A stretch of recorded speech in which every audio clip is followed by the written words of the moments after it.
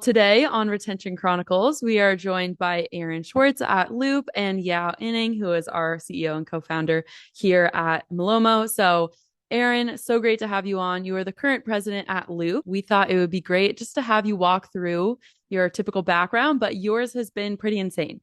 So we're going to go into the weeds of it. Can you kick us off kind of starting with Yaw has informed me Deloitte, kind of chat through your experience there and then work us all the way up to Loop? Softball like question to get you started. By insane, you mean like you're pretty old. So thank you for reading through that. Yep, that's exactly what I meant. Intro. All right, background. Most importantly, grew up in Cleveland, Ohio, which is America's favorite city, as we all know. Mm-hmm. I thought isn't it called the armpit of America? That's Michigan. So, okay. Yeah. Oh, I'm surprised. Wait, we have to pause. I'm surprised you didn't say New Jersey because I'm from New Jersey and we get the armpit of New York a lot. Well, so maybe this is a good relational factor for us. I love Cleveland. By the way, I love Cleveland. My sister lives there. I like the flexibility to pump my own gas, which is why I don't like New Jersey. Yeah, that's a toughie. I did succumb to the stereotype on that too. I did not know how to pump gas until I was 17. No, yeah, and I was stuck in Delaware, and a stranger had to help me because my family wasn't picking up, and I was calling them. I pulled up to the gas pump actually, and because I was road tripping down to see one of my college friends in Delaware, and so I was road tripping, pulled into the gas pump, freaked out, and pulled back out into like a parking spot, and this old guy, like he must have been like 80 years old, saw me do it, and he was like, "I see your license plate. You don't know how to pump your gas." No, that is so good. And I was in my car, like calling all of my family members, and no one was picking up. So, yeah, it was quite humbling. Oh, you should, now that it's got on tape, it's going to be. Yeah, this one could get me in trouble. Maybe a year and a half ago, 4 years after we've had our car, my wife called me and she's like, "Hey, how do I open the gas tank?" And I was like, super confused here. Have you literally not pumped gas in the 2.5 years? And the answer is she hasn't. So anyway, that's really funny. Smart, all the things. So yeah. I'm glad someone relates just a little bit. Yeah, just a bit. Yeah. I don't even know. Okay, so Cleveland, it's great. And then school in New York, and yes, I was at Deloitte. I spent 2 years in New York, and normally you go to business school. I didn't feel like I'd done enough, so I felt like I still like more to get there and more to learn, certainly. And so I ended up having an opportunity to transfer to the London office, and so I ended up spending 2 years in London. Wow, it was awesome. That's awesome. Yeah, I loved it. And then got into business school at Berkeley and moved out west for that. And so did a 2-year like full-time MBA, which was wonderful. And like growing up, I think in retrospect, we actually do a lot of entrepreneurs. I didn't like think of them that way. But like, I always thought about startups as you like make enough money, you get a Subway franchise, you spit out some cash, you get a second one, maybe you get a laundromat, whatever, a third if you're lucky. Yeah, that's right. And like you grow that way. And then, like got into Berkeley and was like, oh, high-tech entrepreneurship, what does this mean? And so I started 3 companies. One was not even going to talk about it. It was a sustainability business, like too many good ideas, zero execution. And then the second one was kind of the opposite of high tech, where I started a watch company in 2010. And so that's kind of what brought me into the consumer space. Business was called ModifyWatches. We grew very quickly. It was meant to be a 3-month project after business school to be like, okay, cool. All the mistakes I made from my first startup during school, it's like, great, let me go start a business as quickly as possible. So I had the pleasure of taking a class from Steve Blank and Eric Rees. So like customer discovery, lean startup movement. Yeah, like it was this wonderful class, which was perfect because I was like, oh my God, I've done everything wrong. And so I started a watch company, which was meant to be 3 months, and then it turned into 7 years. Time out. Yeah. Aaron, like why watches? Like my buddy was like, hey, I was traveling in Southeast Asia and I saw these products and everybody seems to like them. You want to sell them? And I was like, let's do this. And like that was it. It was like April of our second year in B school. I remember like we whiteboarded in the library and like there was a section like I still have this picture. It was like things we don't know. It's like how to source watches, legal, like literally we knew nothing about this. It was like, let's see if we can sell watches. And I think we started like our whiteboard session was April. I think our first sale was July 9th. I'm 90% sure it was July 9th. It's a good memory. To Mike Ross cam, to like a kid I grew up with, or like one of my best friend's older brothers. And then what year was this? 2010. 2010. And 2010. Yeah. And then we grew that business very quickly, and we grew by doing corporate sales. So we sold watches to like thousands of watches to Google, Facebook for their 7th anniversary. Like every employee got like 2,500 people or whatever got a watch. One of the dads who's in our school was like in the Seattle, like now with our kids, was in the Seattle office of Facebook, so he never got a watch. And so like I still have a couple in my garage. So I just gave him a watch a couple of weeks ago. It's pretty funny. Anyway, wonderful experience. That ran its course, and in like 2017, like I stepped away from full-time operating. We sold a couple guys who were working. We ended up selling the business in 2019 to Custom Ink. It was like, print on demand. And then in 2017, I actually ended up switching from the brand side into the commerce tech, the commerce infrastructure side, and co-founded a company called Passport, which does international shipping for D2C. Yeah, and that company is still going very, very well. And stepped aside from there in 2019. It was like 10 years of being a founder. We'd had our second daughter. It was time. Yeah, I don't know. I worked at Returnly for a year, which was a great experience. And then I actually took a year off, which was my intent after Passport to begin with, and was an advisor, an investor in a bunch of companies. Like very, very proud to be an advisor to Malomo. I don't think I had any cash to be an investor. I would have done that at the time. And your money's no good with us. Right, money's no good here. And then, one of my advisees was Loop, and I joined Loop full time a little bit more than a year ago. So in August of 2021. So I want to unpack this a little bit. Yeah. 2010, how old were you? You were like probably 50 then, back in 2010. Are the worst. I'm a millennial, which is my favorite thing to talk about with all the youngins at the office, where they are like soul guy. I'm like, we're in the same generation, friend. I was 28 when I started Modify. Okay, all right. I'm just kidding around. I turned 40 this year, Yaw. Thank you. You did? I made it. Wow. So you missed all the 40 under 40 lists. You're this close. That's right. But wise by the years. Okay, so Modify, like what was the watch? Like why would Custom Ink even want this? I'm curious. Yeah. Oh, this is gonna be great. It's like Custom Ink is print on demand, right? Yeah, I was gonna ask the same question. I was like, I need the connection there. Can you see this? Sorry, turn off my cell. Yeah. Oh yeah. You see what it is? It's a watch. Yeah, let's click on that. There's a baby on my chest. For those listeners who can't see. Oh, I don't know if there's a video. I didn't realize how this works. There's a watch, and it is print on demand. So that's a picture of my younger daughter on my chest giving my wife the middle finger. Oh, I love that. So the watch company started, it was interchangeable watches. So the watch face and the watch band were separate. And the idea wasn't like, I'm a watch. I like hadn't worn watches. I wasn't like passionate about it, but it was the ability to do customization. So if you think about like modular components, if you own 3 watches, like a blue, a green, and a black, you now own 9 watches, because the blue watch face could go with the black strap, and the green could go with the blue, and whatever. And so it started as like the original name was Swap Watch. It's like interchangeable. I think you could swap it in and out. And the thing that we were testing from the beginning wasn't like, do people love the watches, or do the watches work? Are they like the best watches in the world? It was, will people buy 3 pieces or more? Because if what you were doing was buying a single watch, then we were competing with Swatch, or we're competing with like real watch companies. But if you were to buy like the blue face and then like a black strap and a green polka dot strap, the intent is obviously like you're mixing and matching. And then like we thought we were onto something completely different. So it was like getting into the customization world. Yeah. Right. And then what we moved towards was like not just color blocking, but also print on demand. So we had people who did like photos of kids or houses or dog, like whatever was, their passion. We did sports licensing. So we did the NBA, Major League Baseball. We did NFL through a partner. It's like all the like we Live Nation, Dead Mouse was one of our first licenses. Domo, like a character, like random stuff. Yeah. And then we started doing influencer work as well. So we did like blanking on her last name, Catherine, somebody who was like one of the first on like the early bachelorette. Like we start like everything that you're seeing with like influencer, like we started doing that where like they would get 20 or 30% of the revenue, and like we would print it all on demand when things would sell. And then we did corporate gifting too. So we did Nike watches and Google watches and Facebook watches and God knows what other like hundreds of brands, Beachbody, like you name it. We did custom swag for them, which was awesome. But it was a mistake because we had like, if you think about everything I just said, it was like 5 different personas that we were selling to, 5 different sales channels.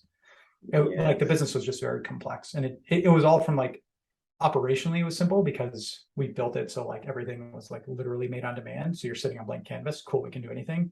But from a like go-to-market perspective, we created just too much complexity. Like I should have cut 4 of the channels and focused on one, maybe Yeah. 2 after that many years. Yeah. Yeah. That's fascinating. Mm. Were you, so like when was that print on demand happening in the US? Like, were you like actually manufacturing and Yeah. putting these So things together? Or? yeah, so the first year was buying watches that were made overseas, which like, sorry, the first like 3 months, the MVP, where I didn't care if the watch worked, was literally like, what is your buying behavior? We bought like garbage watches, just like literally whatever we could find on Alibaba. Then I Yeah. found a factory and we started doing production runs, but our minimum order quantity is like 300. But if you think about the cost of goods is like $5 a watch or something. So it's like $1,500, but I would need like 300 blue watches and 300 black watches, 300 whatever. Oh, yeah. And then we got to a point where in 2013, we did a Kickstarter, which finished in 2014, and we moved to print on demand in the US. So in San Francisco. So like we were part of SF Made, and like we basically had a factory in San Francisco, which sounds crazy, where we would import all the components that were made custom for us. Batteries weren't made custom for us. Like watch movement was like a good Japanese movement. Like the components were good, but then, you know, we built our own casing and our own back and our own whatever, right? The straps were our proprietary design. Like if you see the like Apple, like everything about like modular straps, like that was effectively what we were doing. But then we got like a really dope laser printer and we built it so that like you could print like 40 watch faces at a time type of thing, or 100 watch faces, I think, for one of our bigger printers. Yeah. And yeah, so like my co-founder Ashil is like an incredible creative director. So like he would do just insane designs, and we built an awesome design staff, which is cool to see them all go to different places. I'm like, you guys have a much better situation than what you were with us. But yeah, that was that. For getting into like the influencer space, I feel like earlier than most, was there ever any like question mark from like other people that like mentors or other people that you're talking about, like this like kind of that channel too? Because I feel like now you say influencers and there's still like a little bit of like, is it really like a true channel? But that was even before. I haven't thought about this stuff in years, but I'm lighting up because it's very fun. So we stumbled into it, and you know, if you believed at the time that sports licensing made sense because there was affinity, and like growing up, I spent a summer working for MBNA America, which is a company that did all the affinity credit cards. So if you ever bought like a University of X credit card, the company that would power that, or a like, I mean, I'm sure they did like Hello Kitty, like literally any affinity credit card was from this company. And so I've always thought about that as like an interesting thing, which is like people have affinity and they will buy products that are like tied to their community or to their passion. And so the spirit of Modify was like our tagline was show your colors. And so like, if you want to enable people to wear things that they care about, then you need to like go find the things that they care about. And so we started working with nonprofits, right? We started with the big licenses. And then we kind of stumbled into, oh, wait, there are micro influencers, right? Like we talked about it that way, that you have these like really small affinity groups. And if you think about like a D2C brand today, what you ultimately want is you're talking to a narrow audience. And then like Yaw wears something and his buddies are like, hey, that looks cool. And like he's an influencer on like the like really, really, really local level, right? And so I think people saw it and they got it. And we actually like were able to raise some money when we switched to that model. The thing that I screwed up on is we had very high sell-through of our early influencers. And then what I tried to do is game it and it wasn't like intentionally trying to game it, but I was like, the metric I care about is having more influencers. It wasn't more high quality influencers, and high quality, not defined by like my taste or your taste, right? But high quality is defined by people who are buying this product. And so we spent a lot of time onboarding more and more and more people, not time onboarding the right people and making sure that we were like honing the model.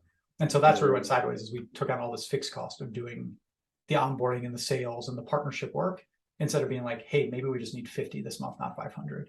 Okay. Yeah. Try to go. I still think this is a huge business. I just like, I'm not the one to build it anymore. I was like, I've seen a lot of different aspects of what we're doing like come to fruition in a massive way. And I'm like, insight doesn't matter, like execution matters. And we like, you know, that was my feeling. Is Custom Ink still selling like these watches? Or like what they do? I looked 6 months ago. I think they deprecated it during COVID. I mean, it was a super small acquisition. I think it was like a nice to have product. It wasn't, you know, I don't think it was a core piece of the strategy. Yeah. Okay. But I still have maybe like 1,000 in my garage. If you guys want any, let me know. Malomo watches. Vintage. I would 100% take one.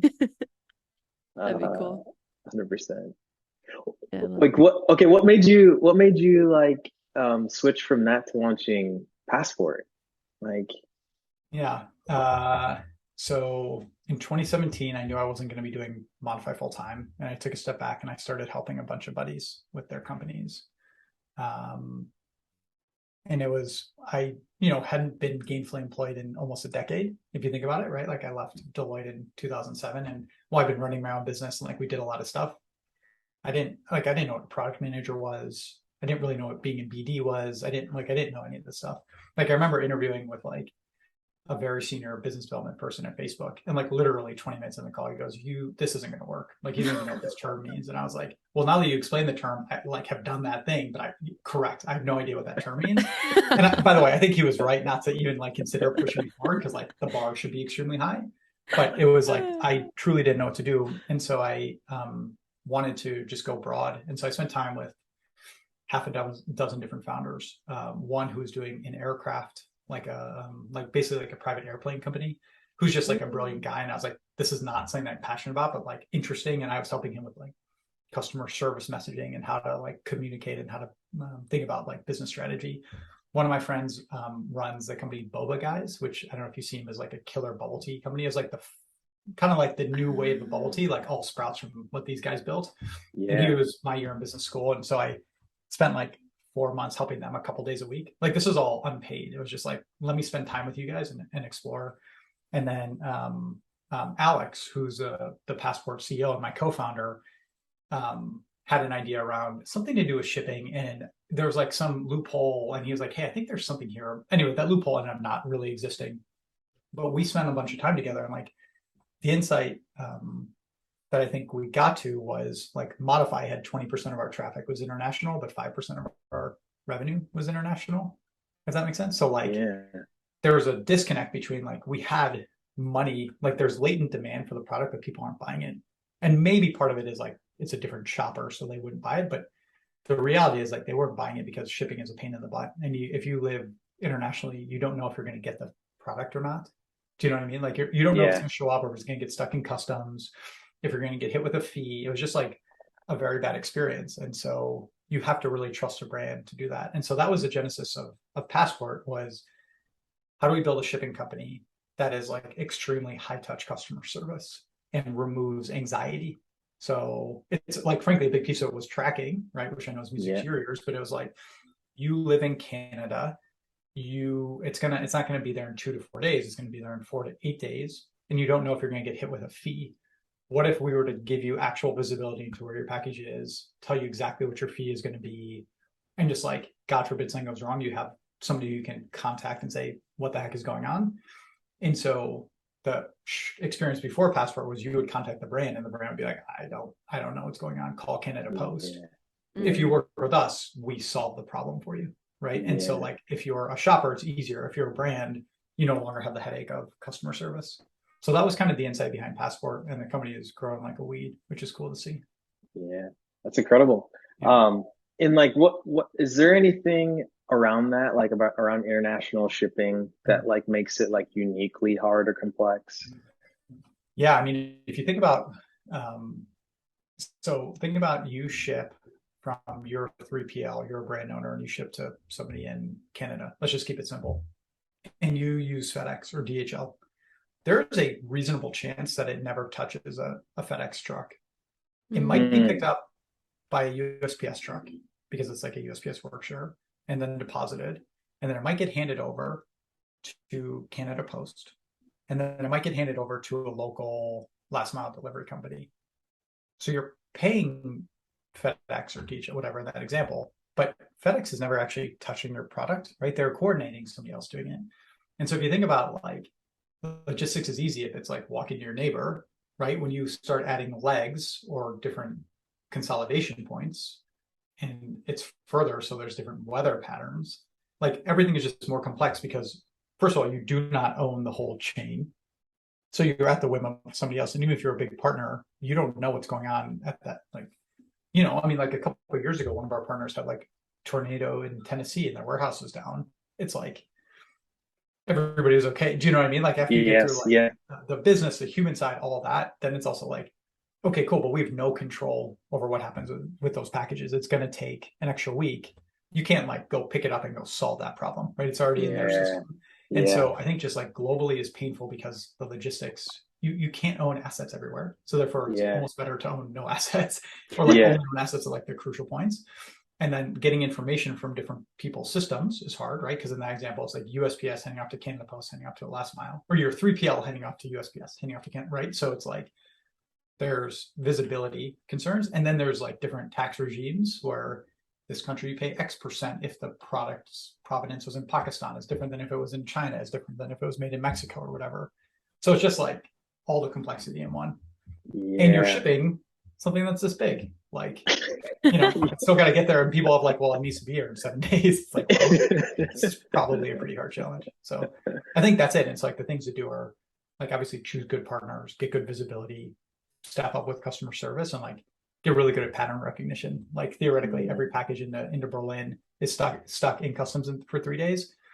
Tell your customer, hey, don't worry, it's going to be there in 3 days. It's in customs. This is normal. Versus don't give them any information, and each day they check in the system and it says held in customs, held in customs. Like that creates anxiety. That creates a customer service ticket. Get away from that. Yeah. I think that's so two things, like as you're talking through that's sort of fascinating to me. And like I didn't really realize this or recognize this until we got deep into Malomo. Like the amount of packages that are maintained or delivered by not the people who you bought the shipping from. Like I'm learning this in real time right now. I didn't even know that. It is astounding the amount of carrier handoffs that happen. The other thing that's kind of interesting is like to think about FedEx as a delivery company. It's like, oh, actually, a lot of times they're a broker, and like they themselves are like working with a whole host of third parties. And then you start to think like, well, why are they doing that? And then it, like the other thing that was in my mind is like, it's amazing that anything makes it anywhere through any delivery service. Like legitimately billions of packages moving across the country in a very coordinated way. Like the fact that anything gets like it's anywhere crazy. is sort of nuts. Yeah, it's sort of nuts. Like I think about like it takes me an hour to drive in rush hour traffic. Like if I'm driving something to somewhere, like it's just insane. Yeah. So you have an interesting perspective because you've been both a brand operator and like been on the SaaS side of the ecosystem. Like, what do you think about the two roles? Like, is there anything about those two worlds that translates well? Like if you moved back from being a SaaS operator to a brand operator, like anything that you've learned or picked up or like discovered translates back and forth? It's a good question. So I'm trying to think about like the principles in which like I bring to our product team, for example. And I think this will dovetail with what I was saying before, but probably two main things, and I'll think if there's anything else. The first one is like stakeholder intimacy and like customer discovery. So if you think about the first version of my watch company, like the watches went bad after 3 months. It sounds dumb, but like the goal, like the thing I was trying to learn was like buying behavior. And then I refunded everybody, right? It wasn't like trying to be a scam. I was like, hey, it's broken. Let me refund you and send you 2 more watches, right? Thank you. Like it wasn't anything other than like a learning opportunity. And then throughout the entire life of the company, we wrote handwritten notes to all of our customers, like literally in every package. At the beginning, it was like paragraphs, and by the end, I was like, thank you so much, something, right? Like it was quick at the end. And then I would send an email to everybody too for the first year plus, which is like, hey, thanks so much. By the way, how'd you hear about us? Because like, and then somebody would be like, oh, Yaw referred me to it. And I'd send Yaw a text message or email, like, hey, thanks for referring Jenny. And like the goal of all that was one, to build community is a weird word, but like to build affinity, let's say for the brand, and like, oh, this is a cool brand. And like, there's actually a human behind it. Or at some point it wasn't just me, it was like a team behind it. Like Michelle, who ran customer service, like would get letters. We had letters just like against more than my random background, like on the wall in the office of like, Michelle, thank you so much. You saved my like whatever. I mean, it was insane how like close we got to our customers. The big piece was getting customer feedback.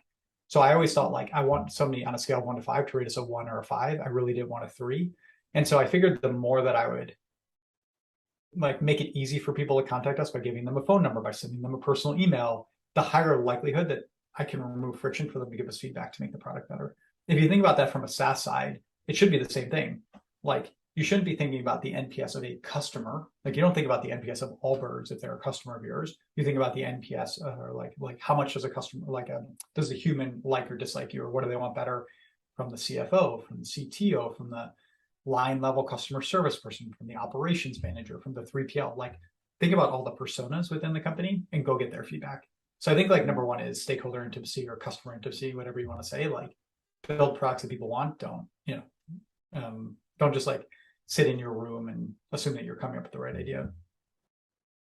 So that's one. I think number two is just focus.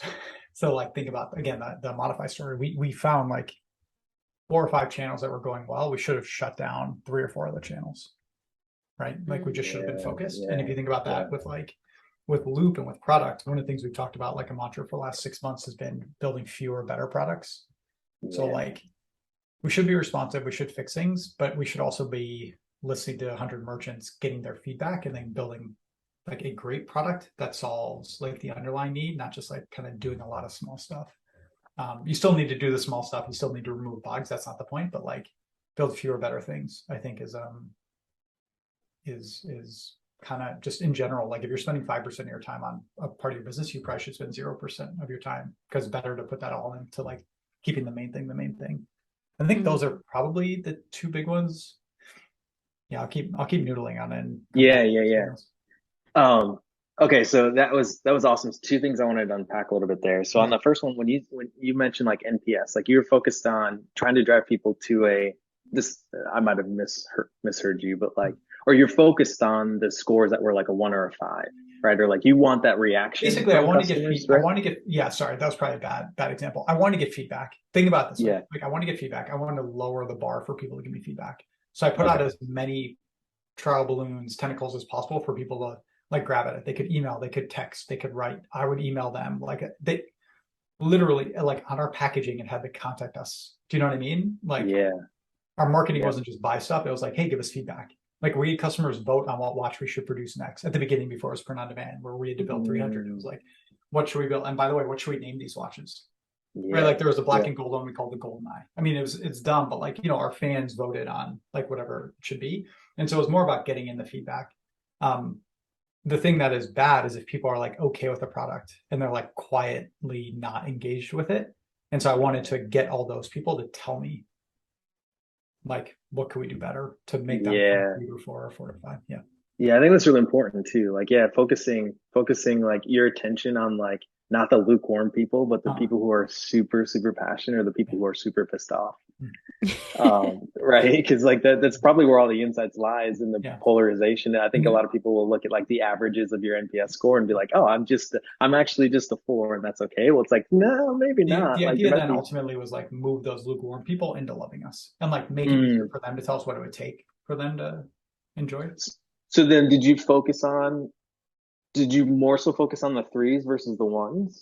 Like, trying to move the 3s to 5s, or like, trying the ones to turn I figured were going to be very loud. I feel like I'm mixing metaphors now, so this is probably I've probably like set us down a bad path. The way I think about it is like, the 1s were going to be loud, 3s were going to be quiet. I wanted to make it easy for the 3s to tell me. Like, the 1s were going to tell me, hey, I want a refund. I hate this. Fine, have a refund. By the way, I've already, not like, oh, here's what I can do. I like would send an email which would say, I've already refunded you and I've sent another one. I'm so sorry. Can you please tell me something? Right? Like, so I would try to learn from them. But the answer is like, I thought about like, we should be getting insights from everybody.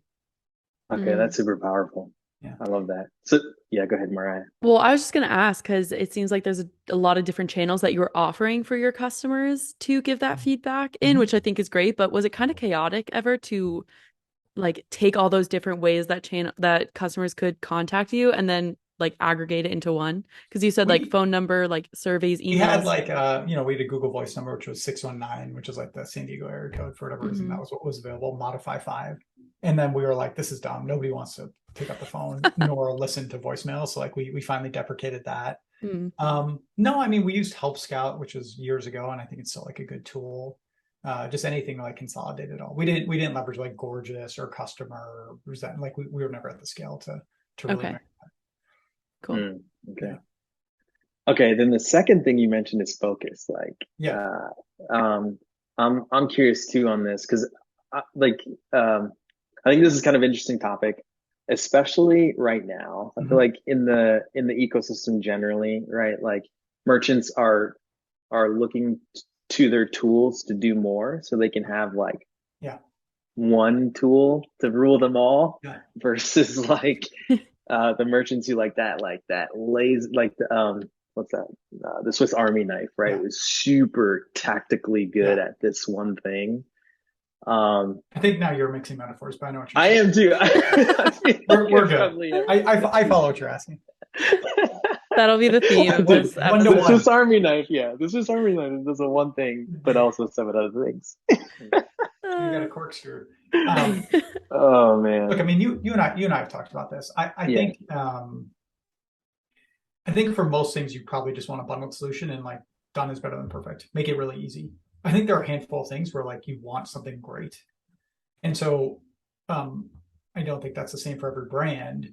But if I'm building my brand right now, right, and I'm hyper focusing on what to do, I'm like making maybe half a dozen decisions where I'm like making very considered decisions, and I'm not looking like I'm looking within my budget, but I'm not looking for cheap. I'm looking for like the best product I can afford.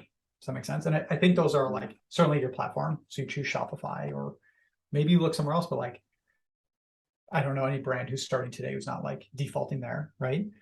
You choose a help desk.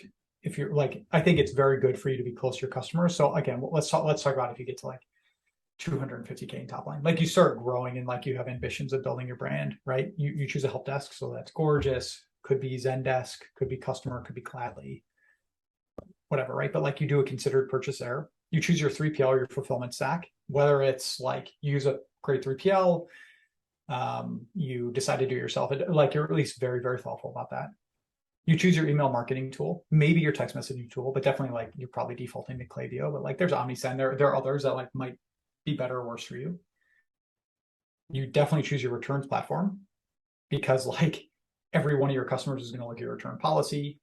Depending on your vertical, 30+% are going to return a product. If you give them a bad experience, they're going to not come back, even if you hit them with an incredible ad. If you give them a simple experience, even if they don't keep the product, you've paid to acquire those customers. You should be trying to drive them to exchange so they don't leave, right? Like it is a big retention tool. And you choose a tracking platform, because that like both helps with retention and with customer service and with like what we talked about with Passport, like obviating tickets. Because you give people good visibility, they will not email you and take 3 minutes of your team's time with saying that like you can just help them not be stressed. There's marketing tools, there's review, like there are awesome reviews platforms like Junip, whatever. But I feel like that is like the beginning of the stack, right? When you're going. Yeah. And so like I'd be very cautious about going to get like a family of apps type of product, which is like a B plus at each of those. Because like, I don't know, it's expensive to acquire a customer, so you want to retain them. It's expensive to serve a customer, so you want to do it in like the most efficient way possible. To Mariah, your question about all the different channels, you'll want to use somebody like a Gorgeous, because you not only want to like simplify your team's ability to support, but like support quickly, and also get all the analytics, which all these guys provide. And then like as you start adding more and more features and stuff, sure, like start doing bundles, start going cheap. But I don't know. I would never advise somebody to just go like choose an app that like quote unquote does it all. Cause like going back to focus, you're probably not getting something that's purpose built for that problem. You're getting something that's like engineered to make more money. Right. Yeah. Like you do good enough that like you're not going to churn, but are they really pushing? Like there's always a conflict on what problem they're solving, which means they're unlikely, not impossible, but unlikely to be solving the like most impactful problem within that kind of space. Mm. That's super interesting. So whatever else you guys are thinking about cooking up, don't just keep focused. Like we were thinking about going into fulfillment. I've got a vision. We're gonna go into, I don't know. Metaphors. Yeah, metaphors. And mixing They them. escape me. They escape me. Okay, that's super helpful. I think that's a good way and like mental model to think about things. Like there's core parts of your customer experience that are incredibly important. You likely want those core parts to be like best in breed for those Yeah. things. I mean, look at the growth of like Klaviyo. Look at the growth Yeah, of Gorgeous. Look at the growth of yeah, Global E. look at Passport's growth, like Yapo even, right? Eventually they had bought some other companies, but like, look at Loop. We do returns on Shopify in a handful of markets. Yeah. Like it's an extraordinarily fast growing company that raised like a monster Series B last year and has Shopify as an investor, along with like, like you can, if you are focused and you're solving a big problem and you solve it better than others, you will grow. I love that. And I think the flip side is like, if you are a brand and you're choosing who to work with, again, within your budget, choose the people who will actually like be most committed to helping you solve that problem. Because like, if you know a problem, don't pay anybody. But if it's like a core part of building your business and you care about like customer acquisition and customer happiness and customer retention, like choose good partners who are like invested in solving that. I love that you specifically say choose the right people that are going to help you solve that problem. Yeah, I think like what Shopify was very good at, and I think it helped spur the ecosystem, was like bolting in apps that were simple to work with, because most brand operators are not technologists, right? They want simple tools that they can execute. Which causes this explosion of these apps. And then you reach this point where you're getting very sophisticated and you're like, I myself can't use 30 tools. And like, I need a partner to help me. That's right. Get the most out of this. Yeah. It was also good. Like I always looked at it when Shopify would build something basic for the masses, it was much easier to then be a good provider because now somebody's already educated the market that you should care about this problem. Yeah. That makes sense. Yeah. It was like with Passport, it was much easier to convert somebody who'd already chosen DHL and FedEx because it's like, well, we're better than them at these things. Yeah. But you've already opted into doing international shipping. Does that make sense? Like, I'm going to educate you on. Turns out there's a big world. Right? Okay, cool. Yeah, I want to grow the business. There's like a higher launching pad to start from. That's exactly it. It's like, okay, somebody who's already like tried a base level tracking product is much more likely in my eyes to be able to convert to Malomo because they'll like actually understand all the value you're creating on top of just like, where's my package? That a generic brand who's never even thought about this as a problem is like, yeah, our issue is people email us and say, where's our package? It's like, okay. You'll see that there's like so much more you can do on like the new revenue side and on the retention side. Yeah. And feeding into that awareness too, of if someone's already used a software to solve for, say, the like one issue, say order tracking, and they used a different software, then they're also aware of like problems or things that they weren't able to solve for using some of their platforms. So they go in like with that higher launch pad of knowing this is just, you know, what the best practices, what you should be aware of in the space, but they also know specifically to their issues that they're looking to solve what they need to do more a little bit. And Mariah, I think it's very helpful at that point for you to interview them and be like, what are all the things you didn't like? Not to say we fix them all, but just to learn and hear and like figure out, okay, cool. What are the things that we like, what else haven't we solved also? Right. And it helps you make your product better. Yeah. I completely agree. Yeah. So, no, go ahead. Go ahead, Mariah. Well, I was just going to ask another question, but if you have one relating to this, then. No. I was going to switch gears. Yeah, go ahead. Okay, cool. So, well, I was going to say we're talking a lot about, and usually with retention, customer experience. I mean, that's the, bread and butter. And so you kind of alluded to it, Aaron, of, if there are things that are like you're not able to solve this problem or having issues around the customer experience, have you seen like anything that merchants are ignoring right now that is like not helping their long-term growth? It's a good question. I mean, I think the world's changed in the last year in a very big way, right? So what are we, fall of 2022? There used to be free money and it used to be easy to acquire customers. And this was before like Apple ATTs, like cost of acquisition was reasonable. And now it is not. It is growing and growing and growing. And like there also isn't free money. And so therefore, I think you're seeing a shift from like growth at all costs to like focusing on profitability, focusing on sustainable growth, right? And like building a sustainable business. Obviously, yes, on a green perspective, but like just from a viable business, right? Yeah. Can we do it ourselves? And so I think like retention is a massive piece of this. I think if you think about like what builds like profit, it's both sides. One is top line and two is shrinking your bottom line. So like on the shrinking your bottom line, you want to work with partners who are going to help you. Like something that we spend a lot of time doing is like helping route packages through a more efficient means, helping you get products back on shelves quickly, helping you get products on the secondary sales channels like Arrive or Recurate or Treat or Trove, right? Like, so that even if it can't be sold through your primary channel, right? Like you can still like capture some revenue from it instead of letting it sit on a warehouse when it's returned.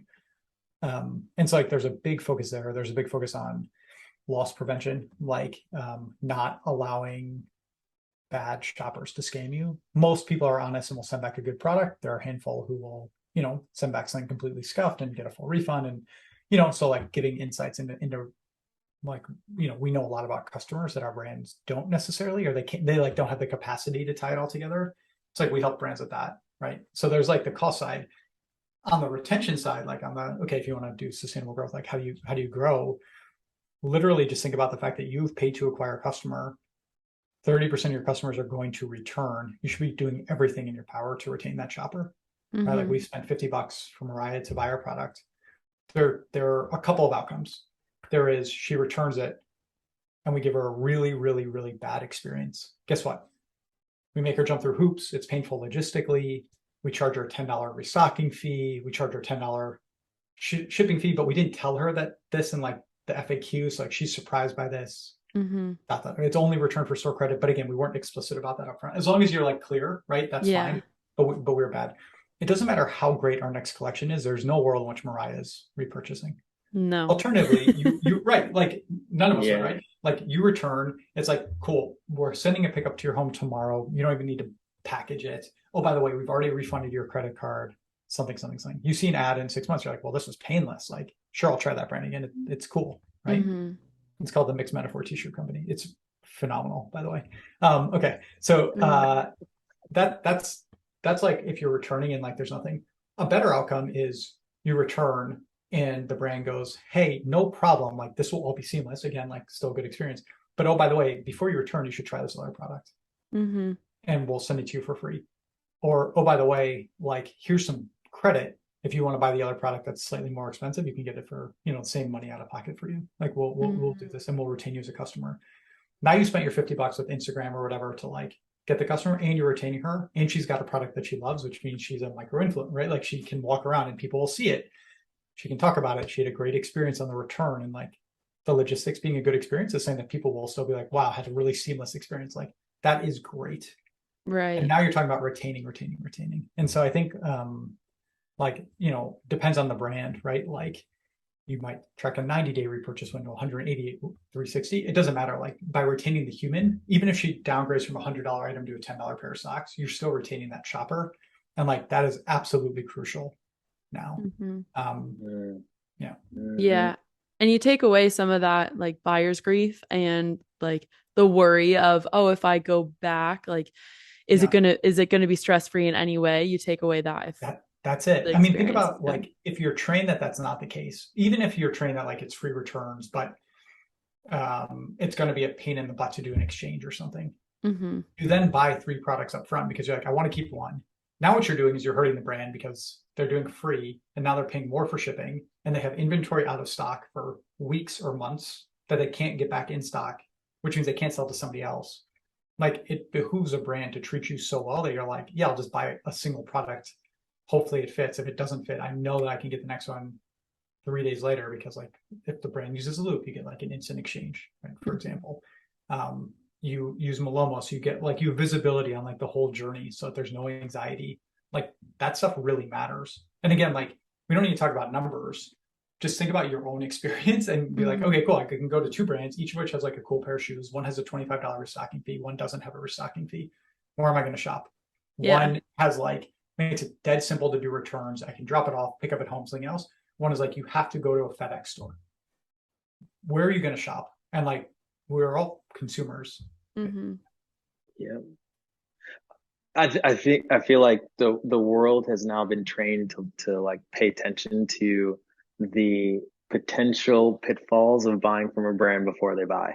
Like in I'm wondering if there's like, even if you guys have seen any insight around this, like the silent killer of like not having a transparent returns or exchange policy. Like what revenue did they actually lose by not having a policy that was like super seamless and easy? Sure. Or if you have a policy that's only returns for store credit, you're initially hurting your upfront conversion rate. Yeah. That might so I mean, look, I think the biggest thing I would say is like, Loop's vision is to empower the world's most loved brands to deliver their ideal post-purchase experiences. So like the language in there is intentional, which is like empower. If you think about who we serve 1,800 Shopify merchants. We serve like Allbirds, Kizik, like some of the biggest footwear brands. We serve some of the smallest brands, right, that you would have never heard of. We also serve intimates brands and swimwear brands, and right. And so like the idea that like we would tell them what their policy is crazy. Like everybody should have a different policy, and like every shopper within that brand should get a different experience. A VIP customer might get a different experience than a first-time customer.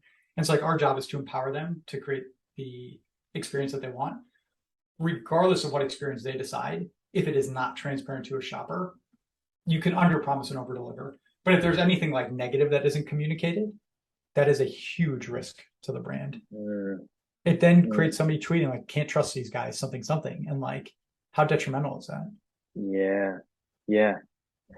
It's an interesting concept because I don't think I've necessarily thought about, as a consumer, you look for the pitfalls first. Like I've never consciously thought about it necessarily, but it is something I look for. It's like, oh, you are trying to make sure that online you're not going to be like scammed or anything, or you're not going to get a bad product. And so it comes with the connectivity of all of us now, of social media and the internet and everything. And so now you can look for those pitfalls because odds are someone else fell for them, and then you can find them. And so like you said, like on Twitter, it's like, oh, you can't trust that person. And you might think like, oh, that's one person who thought that. But then reality is there are people who are looking for evidence to support if they should buy something or if they shouldn't. And people are never going to search for like Allbirds, you've listed them, right? Like you're never going to search for positive reviews. You're going to search for negative ones. And so like the more, or just like reviews in general. And so the more that you can, create that great experience and diminish any risk, then you're gonna have more success and more happy buyers. What so like you have worked, it's funny, like from like you can tell from your days at Modify, spent a lot of time around how customers feel and think about you and the brand. You then spent your career kind of shifting to a couple companies, Passport around shipping, then Loop and Returnly around returns, and then like your career has gone to more like post-purchase related platforms that I think is kind of interesting. Like what with like maybe Loop specifically, like what would you say is like hard about doing returns or exchanges from like building a platform perspective? And like what do you think like makes Loop so special in that? In that space, like I mean, I think it's a broad space, right? So think about like four big companies, right? You got Loop and Returnly and Happy Returns and Narbar are kind of like the four big ones. And by the way, there are some awesome smaller guys who are coming up. I don't know who's going to be the next big one type of thing, right? But there are a lot of people who are still trying to innovate in the space. And I would just think about like the founding, like the origin story of the four different companies. So the CEO of Returnly is brilliant. He was like a 4-time, I think, fintech founder, and Returnly is a fintech company, right? And it got sold to a fintech company, like a firm, and it does this wonderful, like it came out with the innovation around like instant credit. So it would like validate if Yaw is a trustworthy shopper. If he is, then like let him buy the second item before returning the first one. Now, like we and others have like taken that and built that in a different way, but for like I think 3 years, the job to be done is get the right product before returning the wrong one. It's like you bought the medium, you want a large, you will get the large before you even put the medium in the middle. Loop also offers that. I'm sure other people do too, right? But like it was a fintech founding company. Narvar, Amit, CEO, brilliant, was at I think he was at Walmart. I'm sure he was elsewhere too. Yeah, but Apple, like, I believe too. Yeah, like understands supply chain, understands the notifications world. And it's like Narvar is a tracking company and notifications, and now they've added on returns. So it's like it's coming at it from a different place, right? It's like more about the notification, less about the like return exchanges experience. And you can see that in their product and what they have and what they lack. You look at Happy Returns, like David, and I'm blanking on the other co-founder's name, but like, have like sold a company to Nordstrom, like again, brilliant in e-commerce, brilliant in customer service and logistics, and built a logistics company. And Happy Returns also is a software product. But like Loop partners with them because our customers want to use our software, but they still want access to the Happy Returns return bars. For example, like most of our biggest customers are actually using both of us. Even though they could use free Happy Return software, they choose to pay us as like a premium product because we create so much value, but they create so much value on the logistics side. And then you look at Loop, and like the Loop founding stories, Loop was spun out of Chubby's, and like the first 3 customers were Chubby's, Allbirds, and Cotopaxi. And so like Loop was founded by a team of operators plus Shopify agency owners, and like, you know, the team at the Shopify plus agency. And so like if you think about it, like I think the DNA of the company is actually understanding the customer. It's not coming and saying like, hey, we're a fintech company, or we're a logistics company, or we're a tracking company. It's saying like, we're a supporting brands company. What are the biggest issues? And so like issue number 1 was like somebody would email 4 times for an exchange. How do we just make it so that it's self-serve, and at 2 a.m. you can do it on your phone? Cool. Issue number 2 is we paid a lot to acquire this customer. How do we make sure that she can stick around as a customer, right? Like Mariah, we were talking about before. So it's like you added the bonus credit in Shop Now, which is like the second innovation from Loop. And if you think about like what we built, it is building things that people want. It's not building things that come from our brains of like, oh, we are logistics people, so we see the world this way, or we're tracking people, so we see it this way. And so like you see what we're doing now is we are not agnostic. I would say like we have a very strong opinion, but we are building a ton of logistics partners to help our clients get much more profitable. And like we are big enough that every logistics company wants to work with us, so we can negotiate better rates for our customers, and we can help them with routing to a refurbishment place to get it back on shelves as quickly as possible, as cheaply as possible, to then resell through Arrive or Recurate, like I mentioned, right? Like, I think it's more of a DNA thing. I think for the company is like, what problems are you trying to solve? And for us, it's always been about like, how do we help brands grow? And for 3 years, it was how do we help brands grow extremely quickly? And now it's about how do we help brands grow sustainably? And so like all those learnings from before are still useful. And then you add on the scale that we have, and therefore like the negotiation ability that we have with all logistics providers, and you kind of blend those. And I think that's where we kind of shine. That's great. I love that perspective around like who was the founder of the founding story. Like it obviously influences the way in which that company views the world and how they build products. And like I think that's such a beautiful way to like look at those differences and like, I mean, why it's definitely like a simplified version, but I would think more like who are the first like 20 or 30 people, right? Or the first 10 recruiting the next. It's like, I actually think because of, I wouldn't say that story works necessarily everywhere, but in this industry, it almost for sure does. If you look at the products of how they've been built and the perspective. And again, there's no judgment there. It's not good or bad. Yeah, it's just different. You can see the difference. Yeah. Yep. And the merchant has the choice to figure out what is the most. They know what the right choice is, but sometimes they make mistakes. We're all human. We'll all come back. We'll see them 12 months from now. No, it's good. Yeah. Oh my God. No, that's great. Like I think it's super important to take all those learnings in, and I know we're coming up on time, so we can, if either of you have any closing remarks, feel free to share those. But this has been so fun, Aaron, just to get to learn and chat. I know you and Yaw do this like all the time, but to kind of be a fly on the wall and get to pose some questions has been fun. So thank you. That's been great. Thank you. I don't think I have any insightful closing remarks. Buy Malomo. Buy early, buy often. Is that good? That's great. You'll get your payment later. To join. Yeah. Give me $20. That was it. I can manage that. Awesome. Yeah. Thank you, Aaron, so much. Thanks, team. This is really fun. This is a lot of fun. Yeah. Bye. Cheers. See you.